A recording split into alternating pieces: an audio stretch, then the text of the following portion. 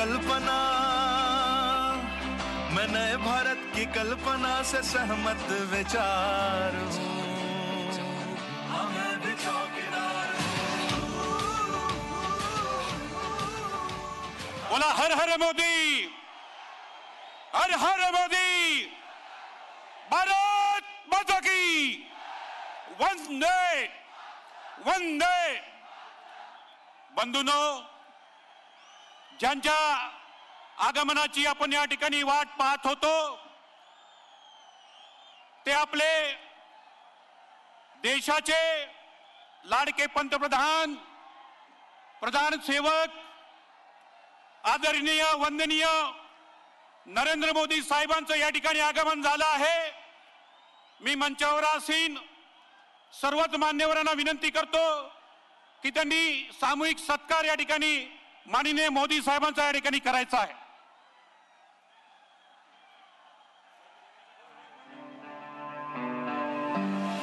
ये देश ये मेरा वतन, ये मेरा घर मेरा चमन, ये देश ये मेरा वतन, ये मेरा घर मेरा चमन। सबका विकास चाहता और चाहता हूँ बस अमन। वो एक अकेला चल पड़ा, मैं उसकी ही कतार हूँ। मैं भी चौकीदार हूँ। यानंतर या सत्काराचा कार्यक्रम संपल्यानंतर आपल्या समोर विचार व्यक्त करण्यासाठी या राज्यातील स्वातंत्र्य प्राप्तीनंतर खऱ्या अर्थानं जनता राजा या राज्याला प्राप्त झाला ते मुख्यमंत्री देवेंद्र फडणवीस साहेबांच्या रूपानं जे नरेंद्र मोदी साहेबांचे प्रचंड भक्त आहेत त्या देवेंद्र भाऊंना राजमान्य लोकमान्य श्रीमान श्री सन्माननीय देवेंद्र भाऊ यांना विनंती करतो की आपण या ठिकाणी आपले विचार व्यक्त करावेत।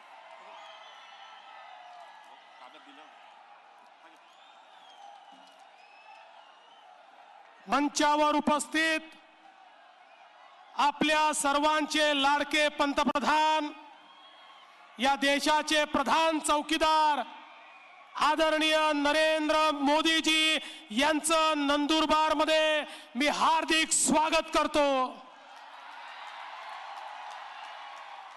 आपले धुळ्याचे लोकप्रिय उमेदवार डॉक्टर सुभाष भामरेजी, आपल्या नंदुरबारच्या लोकप्रिय उमेदवार डॉक्टर हिनाताई गावित, आपले पालकमंत्री जयकुमार रावलजी, आपले आमदार आणि माजी मंत्री विजयकुमार गावितजी, उदयसिंग दादा पडवीजी, शिरीष चौधरी, विजय चौधरी, सुभाष देवरे, नयन कुंवरजी रावल, लक्ष्मण सावजी, बबनजी चौधरी, जयप्रकाश अटवाल, मोतीलाल पाटील, रवींद्र चौधरी, जितेंद्र ठाकूर, अनुप अग्रवाल, अजय परदेसी, अभिजित पाटील, वेंकट पाटील, नागेश पाडवी, विक्रांत मोरे, कांतीलाल ताटिया, मनोहर भामरे, अमशा पडवी, बबनराव थोरात, मंचावर उपस्थित महायुतीचे धुळे आणि नंदुरबार जिल्ह्याचे सर्व पदाधिकारी आणि उपस्थित सर्व भगिनी आणि बंधूंनो, नंदुरबार मध्ये मोदी साहेब 2014 मध्ये देखील आले होते, पण आज मला आनंद होतोय 14 पेक्षा दुप्पट लोक आज या नंदुरबार मध्ये मला पाहायला मिळतात। बंधू भगिनींनो, आज एक मोठी घटना घडली आहे। काँग्रेस पक्षाचे अध्यक्ष राहुल गांधी, आपल्याला माहिती आहे या ठिकाणी रोज बोलत होते, काय म्हणत होते? आम्ही म्हणत होतो आमचे मोदीजी देशाचे चौकीदार आहेत, राहुल गांधी म्हणाले चौकीदार चोर आहे। बंधू भगिनींनो, आज राहुल गांधी यांना सर्वोच्च न्यायालयामध्ये चौकीदार चोर है या वक्तव्याकरता माफी मागावी लागली। आज सर्वोच्च न्यायालयामध्ये ॲफिडेव्हिट करून राहुल गांधींनी सांगितलं मी हे चुकीने बोललो, राहुल गांधींनी सांगितलं मी जास्त उत्साहात बोललो आणि आज त्यांनी माफी मागितली आहे। आता माननीय सर्वोच्च न्यायालय त्यांना माफ करेल की नाही ते तर उद्या ठरेल, पण या देशाची जनता त्यांना कधीच माफ करणार नाही. कारण या देशातल्या सर्वात इमानदार माणसाला ज्यांनी 5 वर्षामध्ये या देशामध्ये भ्रष्टाचार संपवला, ज्यांनी या देशामध्ये पारदर्शी प्रामाणिकता आणली, त्या मोदीजींना ज्या राहुल गांधींनी अशा प्रकारे म्हटलं, हा देश राहुल गांधी तुम्हाला कधीच माफ करणार नाही. या निवडणुकीमध्ये तुमची जागा तुम्हाला देश दाखवून देईल. पण राहुल गांधींकडनं मला अपेक्षा नाही आहे, ते यापुढे देखील असं करणार नाही याचा मला भरोसा नाही आहे. कारण जी स्क्रिप्ट हातात येते त्या स्क्रिप्ट प्रमाणे ते बोलतात, ते काय बोलतात त्यांनाच माहिती नाही. पण बंधू भगिनींनो, काळजी करायचं कारण नाही. या देशामध्ये मोदीजींसारखा एक नेता, अरे या नेत्यानं या देशाला असा स्वाभिमान दिला. तुम्ही आज बघा, आपल्या देशामध्ये बॉम्बस्फोट व्हायचे पण देशाचे पंतप्रधान त्या ठिकाणी उत्तर द्यायचे नाही, केवळ चर्चा करायचे. पण माझ्या सैनिकाला हात लागल्याबरोबर मोदीजींनी सांगितलं, खबरदार जर माझ्या सैनिकाला हात लावाल आणि आमच्या सेनेनं पाकिस्तानमध्ये घुसून त्या ठिकाणी सर्जिकल स्ट्राईक केला, त्या ठिकाणी एअर स्ट्राईक केला. हा नवीन भारत मोदीजींनी घडवलाय आणि या नवीन भारतासोबत नवीन नंदुरबार देखील मोदीजी घडवतात. आज आपण बघा, धुळे जिल्हा असेल, नंदुरबार जिल्हा असेल, आज या ठिकाणी सुलवाडे जामफळ सारखी योजना, आमचे बाबा असतील, पालकमंत्री असतील, हिनाताई असतील, या भागाचं चित्र बदलवणारी योजना मोदीजींनी थेट 2000 कोटी रुपये या योजनेला दिले आणि या योजनेच्या माध्यमातून आपलं चित्र बदलताय. आज या जिल्ह्यामध्ये 1.25 लाख घरांमध्ये वीज आली. स्वातंत्र्यानंतर पहिल्यांदा मोदीजींमुळे वीज आली. आज आपण बघितलं, हजारो लोकांना घर मिळाले, हजारो लोकांना गॅसचं कनेक्शन मिळालं. इतक्या मोठ्या प्रमाणात परिवर्तन झालेलं आपण बघितलं. बंधू भगिनींना एकच गोष्ट सांगतो, विकासावर आपल्याशी स्पर्धा करू शकत नाही, त्यामुळे बुद्धिभेद करतात. मी तर नंदुरबार जिल्ह्यामध्ये बघितलं, निवडणूक आली की एक काँग्रेसची लबाड टोळी निघते, गरीब आदिवासींमध्ये जाते, त्या ठिकाणी सांगते तुमचं आरक्षण काढून घेतील, तुमचं आरक्षण काढून घेतील. अरे जोपर्यंत या देशामध्ये नरेंद्र मोदी नावाचा वाघ आहे, या आदिवासींच्या आरक्षणाला कोणी धक्का देखील लावू शकत नाही, कोणी धक्का लावू शकत नाही, कोणी वाटेकरी नाही. बंधू भगिनींनो, हे जे लोक आहेत ना, हे या ठिकाणी खोटं सांगतात. आम्ही पेसा आणला, आम्ही पेसाची गावं दिली. अरे आता तर ज्या गावामध्ये लोकसंख्या आदिवासींची आहे पण ते पेसामध्ये नाही आहेत, ते गावं देखील पेसामध्ये आम्ही टाकतोय. आणि एवढंच नाही तर पेसाच्या अंतर्गत आज हजारो कोटी रुपये हे गावांमध्ये आदिवासींच्या कल्याणाकरता चालले आहेत. आज या ठिकाणी आदिवासींना आम्ही वनपट्टे दिले. एकट्या नंदुरबार जिल्ह्यामध्ये 40,000 आदिवासींना वनपट्टे देण्याचं काम हे मोदीजींच्या नेतृत्वात आमच्या सरकारनं केलं. तुम्ही कधी आदिवासीला वनपट्टे दिले नाही, त्या आदिवासीला त्याच्या जमिनीपासनं दूर ठेवण्याचं काम तुम्ही केलं. आणि आता सांगतात हे वनपट्टे काढून घेणार. अरे आम्ही देणारे लोक आहोत, काढणारे काँग्रेसवाले आहे, ज्यांनी केवळ स्वतःचा या ठिकाणी विकास केलाय. आणि म्हणून चिंता करायचं कारण नाही आहे. इथलं मेडिकल कॉलेज असो, इथल्या इतर सगळ्या समस्या असो, आता पुन्हा तुमच्या आशीर्वादानं मोदीजी निवडून येतील. आणि या नंदुरबार जिल्ह्यामध्ये जी उरलेली कामं आमची हिनाताई निश्चित करून दाखवेल, हा विश्वास या ठिकाणी व्यक्त करतो. पुन्हा एकदा आपल्या सगळ्यांचं स्वागत करतो आणि माझं बोलणं संपवतो. जय हिंद, जय महाराष्ट्र. जोरदार देवेंद्र भाऊ. यानंतर ज्यांच्या विचाराचं या ठिकाणी आपण खऱ्या अर्थानं ऐकण्यासाठी आपण आला आहात, ते या देशाचे पंतप्रधान, विश्वहृदय सम्राट, जनहृदय सम्राट, भारताचे प्रधान सेवक सन्माननीय नरेंद्र मोदी साहेब.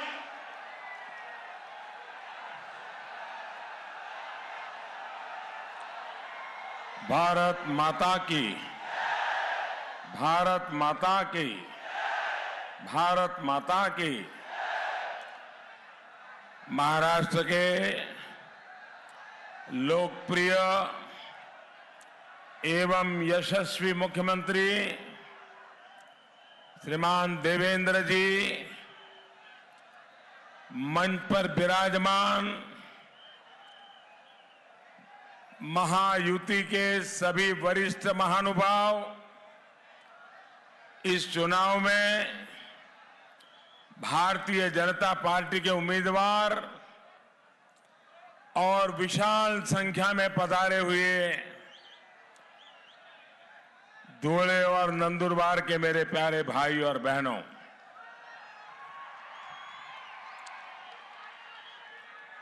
इही आला आखा पाओ, बोही आखानुज राम राम। आपकी जय जय आदिवासी।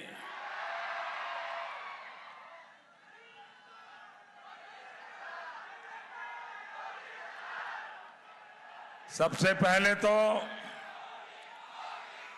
मैं आपकी क्षमा चाहता हूं।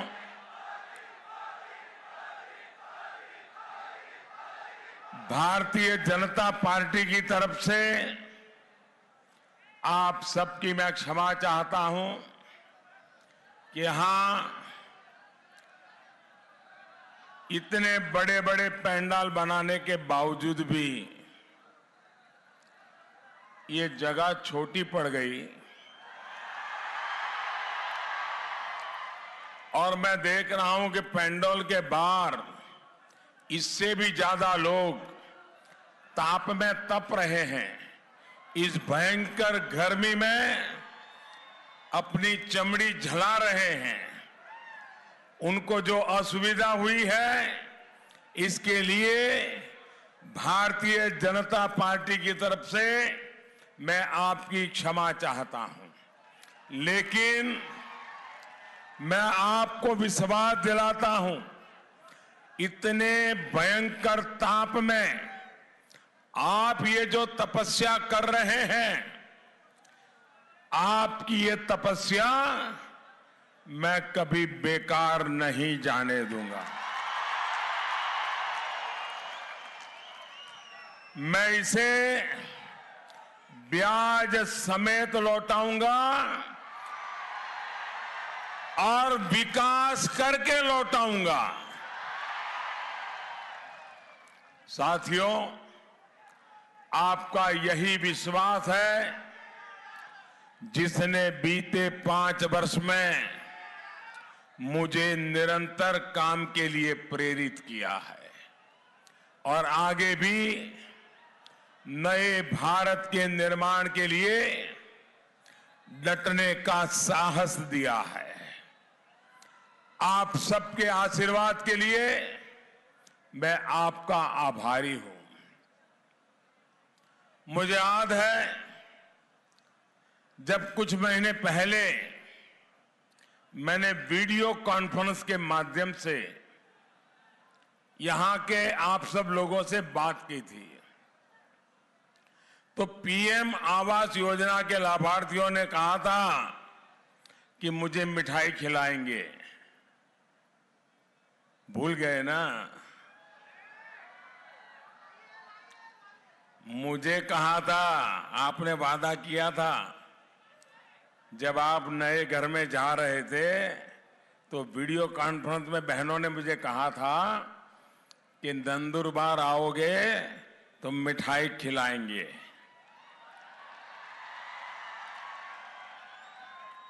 देखिए, आज मैं मिठाई खा के जाने वाला हूं। और आप अगर मुझे मिठाई खिलाते हैं तो इलेक्शन कमीशन से डरना मत कि मोदी को मिठाई खिलाई मतलब वोट के लिए रिश्वत दे दी।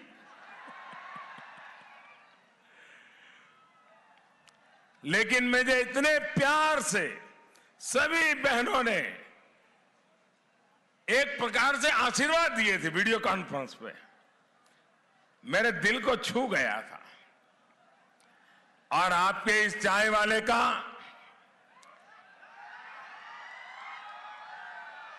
यहां की मिठास से एक और रिश्ता यह भी है, अगर मैं नंदुरबार आऊं और चौधरी चाय वाले को याद किए बिना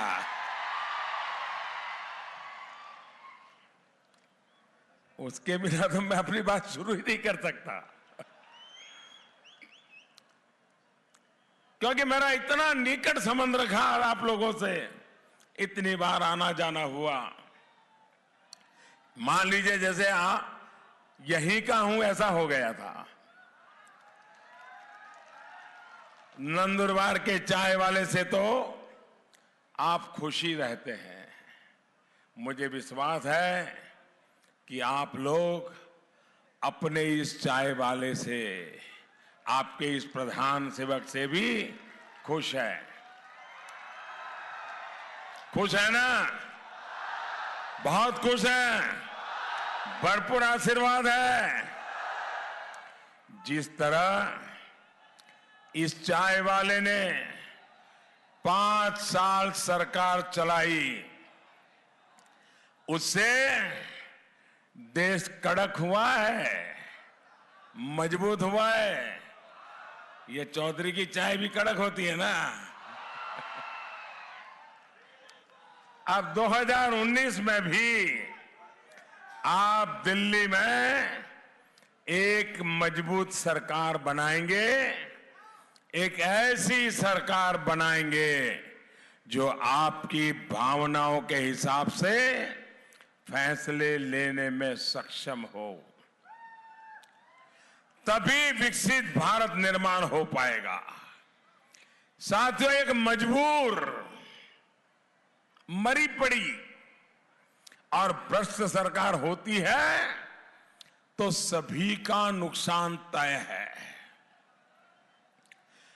कांग्रेस और महामिलावटी लोगों के इतिहास में ऐसे तमाम उदाहरण मौजूद हैं, लेकिन क्योंकि यहां खानदेश में गन्ना काफी होता है, इसलिए इसी से जुड़ा एक उदाहरण आज आपको बताना चाहता हूं। भाइयों और बहनों, गन्ने की अधिक पैदावार से किसानों का पैसा ना फंसे, इसका एक बहुत अच्छा तरीका है गन्ने से इथेनॉल बनाए जाए। और इसकी टेक्नोलॉजी कोई बहुत बड़ी एक्स्ट्राऑर्डिनरी नहीं है। बहुत आसानी से इसका कारखाना खड़ा किया जा सकता है और हमारे किसान तो खेत में ही गन्ने से कैसे गुड़ बनाना कितनी आराम से खड़ा कर देते और बना भी देते हैं। ये इथेनॉल वाला काम भी कोई ऐसा बड़ा नहीं है, मशीन लगती है, कारखाना बनाना पड़ता है, लेकिन जैसे आप काम सरलता से करते हैं वो कारखाने वाला भी सरलता से कर सकता है और इसलिए इथेनॉल बन सकता है। और हम इथेनॉल बनाने की इस बात को यहां बड़े बड़े किसान नेता, एग्रीकल्चर मिनिस्टर हो गए, चीफ मिनिस्टर रहा करते थे, कांग्रेस एनसीपी के लोग अपने आप को किसान होने का दावा करते हैं, लेकिन उनको गन्ने से इथेनॉल बनाकर भी आप अपनी आय बढ़ा सके, इसकी कांग्रेस और उसके साथियों ने कभी परवाह नहीं की। उन्हें इस बारे में पता था, पूरा ज्ञान था, लेकिन उन्होंने कभी सोचा नहीं कि अपने गन्ना किसानों को ये नई तकनीक भी लाकर दें। कांग्रेस, एनसीपी और उसके साथियों ने ऐसा क्यों किया, ये भी आपके लिए जानना जरूरी है। साथियों, गन्ने से जो इथेनॉल बनता है वो मिलाया जाता है पेट्रोल में, लेकिन ये लोग जिस तरह के गोरख धंधे से जुड़े थे, अगर ये लोग पेट्रोल में ज्यादा इथेनॉल मिलाने लग जाते तो ये मलाई खा रहे थे वो कम हो जाती, क्योंकि विदेशों से जो पेट्रोल खरीदते हैं पहले इन्होंने कोई न कोई अपना इंतजाम करके रखा था। अगर पेट्रोल कम होता है तो इनकी मलाई भी बंद हो जाती है और इसलिए इन्होंने इस तकनीक को यहां बढ़ने ही नहीं दिया। चीनी मिलों में आपकी जिंदगी अटकी रही, लेकिन इन्होंने परवाह नहीं की। सोचिए, इथेनॉल बनने की वजह से आपको गन्ने की उचित कीमत मिलती, इन्होंने ऐसा नहीं होने दिया। इथेनॉल ब्लेंडिंग की वजह से पेट्रोल की कीमतें कम होती, उन्होंने ये भी नहीं होने दिया। इथेनॉल की वजह से प्रदूषण कम होता, पर्यावरण की रक्षा होती है, उन्होंने ये भी नहीं होने दिया। इथेनॉल की वजह से देश तेल के आयात पर जो खर्च करता है उसमें भी कमी आती, लेकिन उन्होंने ऐसा भी नहीं होने दिया। ये विदेश से मिलने वाली मलाई खाते रहे, बड़ी बड़ी विदेशी कंपनियों का हित साधते रहे, लेकिन यहां के गन्ना किसानों की परवाह नहीं की। साथियों, 2014 में जब आपने एक मजबूत सरकार बनाई, तब हमने इथेनॉल पर नए सिरे से काम शुरू किया। परिणाम ये हुआ कि 5 साल पहले जहां देश में सिर्फ 40 करोड़ लीटर इथेनॉल बनता था, अब 140 करोड़ लीटर से ज्यादा इथेनॉल हम सप्लाई कर रहे हैं, जो गाड़ियों में उपयोग किया जाता है। इथेनॉल ब्लेंडिंग को ध्यान में रखते हुए देश भर में प्लांट भी लगाए जा रहे हैं और गाड़ियों को भी तैयारियां की जा रही हैं। देश भर में दर्जन भर रिफाइनरी बनाने का काम चल रहा है। यहां नंदुरबार में भी एक यूनिट लगाई गई है। इन सब प्रयासों से सबसे ज्यादा लाभ गन्ना किसानों को ही होगा। भाई और बहनों, जब नीयत नेक होती है तब नीतियां भी स्पष्ट बनती हैं। आप खुद सोचिए, जो लोग कर्ज माफी कर झूठे वायदे करते हैं, उन्होंने खुद कभी ये सोचा ही नहीं कि कोई आदिवासी बैंक में जाकर के कर्ज लेता ही नहीं है, उसके तो बेचारा नसीब ही नहीं है। अरे बैंक में खाता तक नहीं था उसका। और अगर आप खोजेंगे तो आपको मुश्किल में 100 में से 2, 3, 5 से ज्यादा लोग नहीं मिलेंगे आदिवासी जिन्होंने कभी बैंक से कर्ज लिया हो। ऐसे में कांग्रेस जो कर्ज माफी करती है, उसका ज्यादातर लाभ अमीरों को होता है और कांग्रेस के चेले चपाटों को होता है। अपने आदिवासी भाई और बहनों की इसी दिक्कत को समझते हुए खेती से जुड़े अनेक छोटे छोटे खर्च को पूरा करने के लिए ही भारतीय जनता पार्टी एनडीए की सरकार ने प्रधानमंत्री किसान सम्मान योजना शुरू की है। इस योजना के तहत महाराष्ट्र के 1.25 करोड़ किसान परिवारों के बैंक खातों में साल में 3 बार सीधे पैसे जमा हो रहे हैं। जिनके खाते में अभी तक पैसे नहीं पहुंचे हैं, उनको बहुत ही जल्द पहुंच जाएंगे।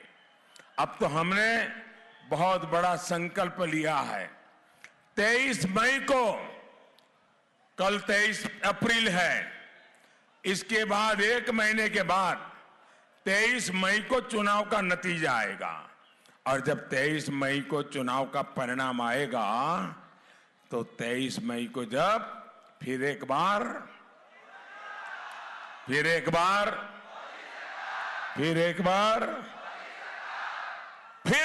जब मोदी सरकार बन जाएगी, तो हम अभी जो हमने 5 एकड़ का नियम बनाया है, उसको भी हटा करके सभी किसानों को इसका फायदा देंगे। इसके बाद नंदुरबार के, महाराष्ट्र के हर किसान के खाते में पैसा जमा होंगे। भाई और बहनों, खेती के साथ साथ जो जंगल की उपज है, उसका मेरे आदिवासी बहनों को सही दाम मिले, इसके लिए भी हमारी सरकार ने बड़े कदम उठाए हैं। हमने वन उपज का समर्थन मूल्य तो समय समय पर बढ़ाया ही है, उसके दायरे में भी वृद्धि की है। पहले आप लोगों को सिर्फ 10 वन की उपजों को समर्थन मूल्य मिलता था, हमने इनको बढ़ाकर 50 कर दिया है। फसलों में मूल्य वृद्धि के लिए देश भर में वनधन केंद्र भी बनाए जा रहे हैं। साथियों, भाजपा एनडीए की सरकार ने आदिवासियों की कमाई को ही ध्यान में रखते हुए बांस से जुड़े एक कानून में बड़ा बदलाव किया है। अब आप अपने खेत में भी बांस उगा सकते हैं और उसको काट करके बेचकर अपनी आय बढ़ा सकते हैं। पहले ऐसा संभव नहीं था क्योंकि बांस को पेड़ की श्रेणी में रखा गया था। साथियों, हम आपकी छोटी छोटी जरूरतों को ध्यान में रखते हुए काम कर रहे हैं। चुनाव के नतीजे आने के बाद हमारी सरकार खेतीहर मजदूरों के लिए, आदिवासी किसानों के लिए और भी किसानों के लिए पेंशन योजना भी शुरू करने जा रही है। साथियों, नंदुरबार का एक एक आदिवासी साक्षी है कि कांग्रेस ने आपके साथ क्या किया है। याद करिए, यहीं पर सबसे पहले कांग्रेस ने आधार कार्ड दिया था, लेकिन उसके बाद वो आधार प्रोजेक्ट को ही निराधार बना दिया, भूल गई। जबकि इस चौकीदार की सरकार ने जनधन खाते, आधार और मोबाइल फोन को पूरे देश में खड़ा कर दिया और बिचौलियों को आपके हक छीनने से रोक दिया। आज अनेक सरकारी लाभ दिल्ली से सीधे आपके खाते में आ रहे हैं और अब देखिए, वही कांग्रेस वाले आधार योजना को बंद कराने के लिए सुप्रीम कोर्ट तक के दरवाजे खटखटा रहे हैं। साथियों, खुद की नीयत है नहीं और अब जब ये चौकीदार आदिवासियों के हक की सुरक्षा करने में जुटा है, तब एक और झूठ फैलाया जा रहा है। आज मैं नंदुरबार से देश के हर आदिवासी को, हर आदिवासी परिवार को आश्वस्त करना चाहता हूं कि जब तक मोदी है,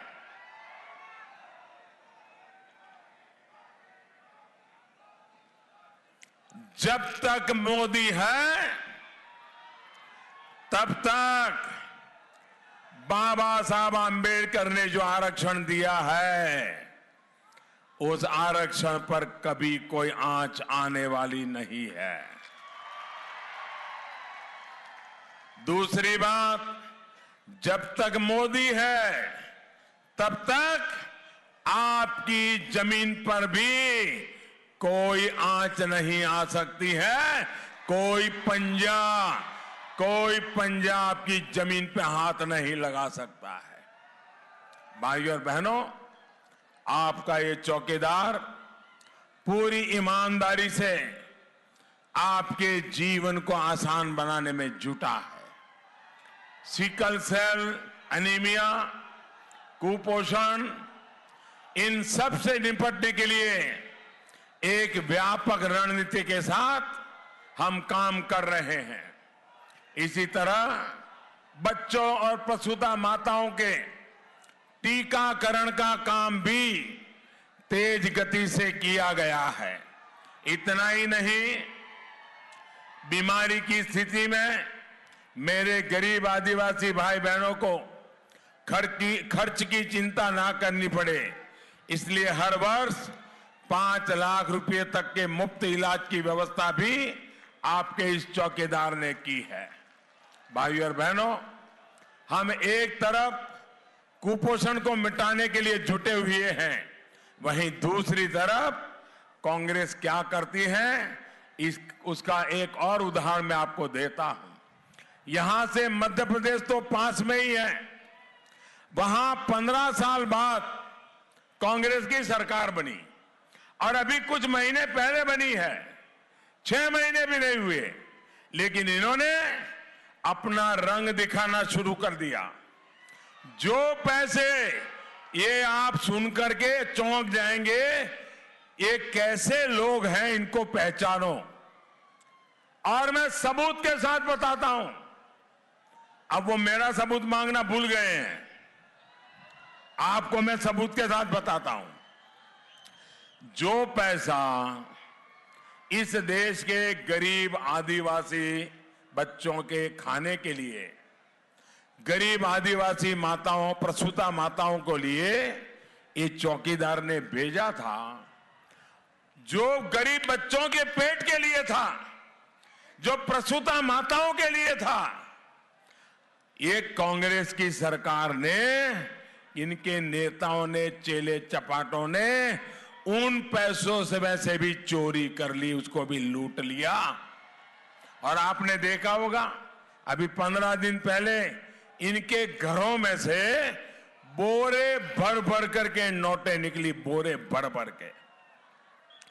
कांग्रेस ने आदिवासी गरीब बच्चों और बहनों के भोजन का पैसा नामदारों के चुनाव प्रचार में लगा दिया। साथियों, अब क्योंकि चौकीदार ने इनका ये घोटाला पकड़ लिया है, इसलिए ये लगातार मुझे गाली देने में जुटे हैं। साथियों, कांग्रेस और उसके साथियों की फितरत आपका मजाक उड़ाने की, आपका अपमान करने की है। इन्हीं के एक साथी ने कर्नाटका में, जिसे कांग्रेस ने मुख्यमंत्री बनाया है, वो मुख्यमंत्री कह रहा है कि सेना में कौन जाता है। सुनिए, आप चौंक जाएंगे। उन्होंने कहा सेना में कौन जाता है? जो गरीब है, भूखा मरता है, कमाई का कोई साधन नहीं है, इसलिए सेना में जाता है। भाइयों बहनों, जो सेना में जाता है वो देश के लिए, मरने के लिए अपनी मां के चरण छू करके जाता है। देश के लिए मर मिटने के लिए जाता है। ये कैसी भाषा बोल रहे हैं? मेरे इतने आदिवासी बच्चे फौज में हैं, मरने मारने पर तुले हुए होते हैं जी, और ये कहते हैं वो भीख मंगे हैं इसलिए गए हैं। और अभी तक ये कांग्रेस ने जिनको मुख्यमंत्री बनाया है वो माफी मांगने को तैयार नहीं है। वो भूख की वजह से नहीं, देश की रक्षा करने के लिए सेना में भर्ती हुई है।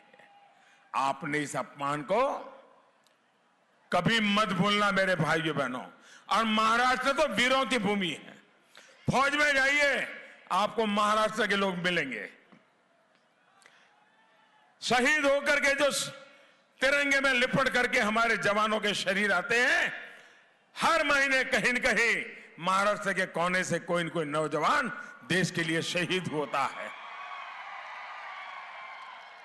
और इनका ये अपमान करते हैं, ये अपमान आपका है। एक तरफ वो अपमान करते हैं और हम आपका गुणगान करते हैं।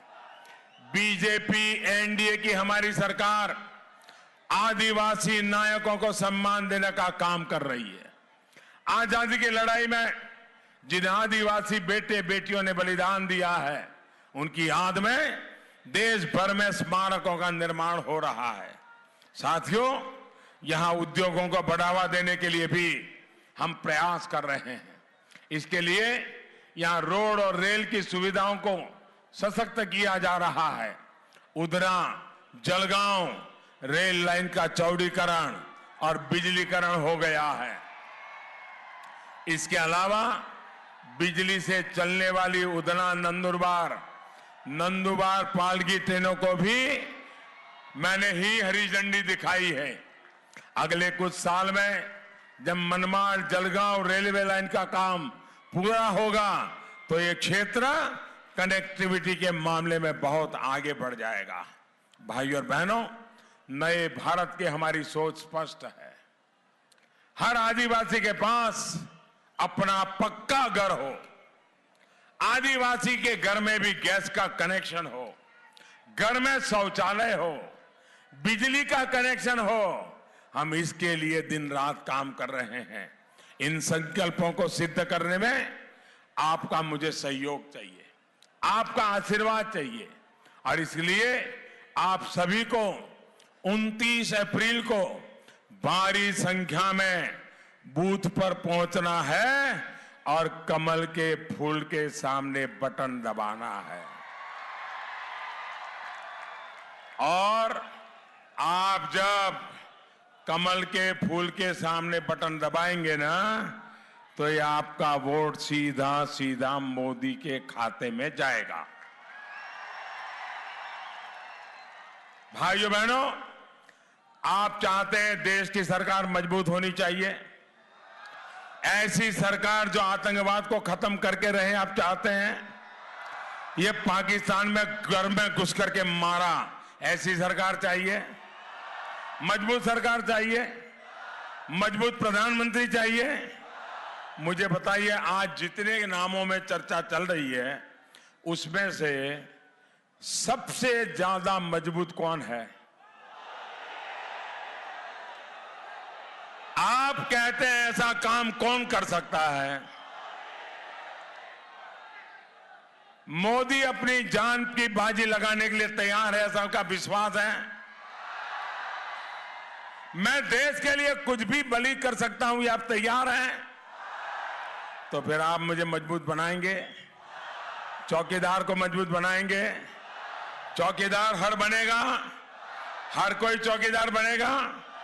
तो मेरे साथ एक मंत्र बोलेंगे, एक संकल्प लेंगे, दोनों मुट्ठी बंद करके आपको जब मैं बोलूंगा तो आपको बोलना है मैं भी चौकीदार। बोलेंगे? क्या क्या बोलेंगे? आपको बोलना है चौकीदार। क्या बोलेंगे?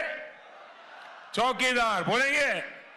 गांव गांव है, शहर शहर है, बच्चा बच्चा, बड़े बुजुर्ग भी, माता बहनें घर घर में है, खेत खलिहान में, बाग बगान में, देश के अंदर, सरहद पर भी, डॉक्टर, इंजीनियर, शिक्षक, प्रोफेसर, लेखक, पत्रकार, कलाकार भी, किसान, कामगार, दुकानदार भी, वकील, व्यापारी, छात्र छात्राएं, पूरा हिंदुस्तान, पूरा हिंदुस्तान, पूरा हिंदुस्तान भारत माता की, भारत माता की। बहुत बहुत धन्यवाद।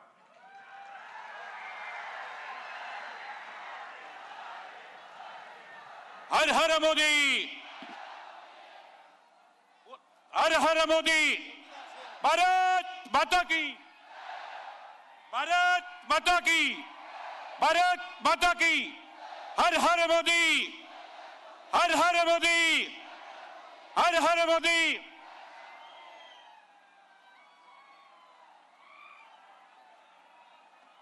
ये देश ये मेरा वतन, ये मेरा घर, मेरा चमन, सबका विकास चाहता और चाहता हूँ बस अमन। वो एक अकेला चल पड़ा, मैं उसकी ही कतार हूँ।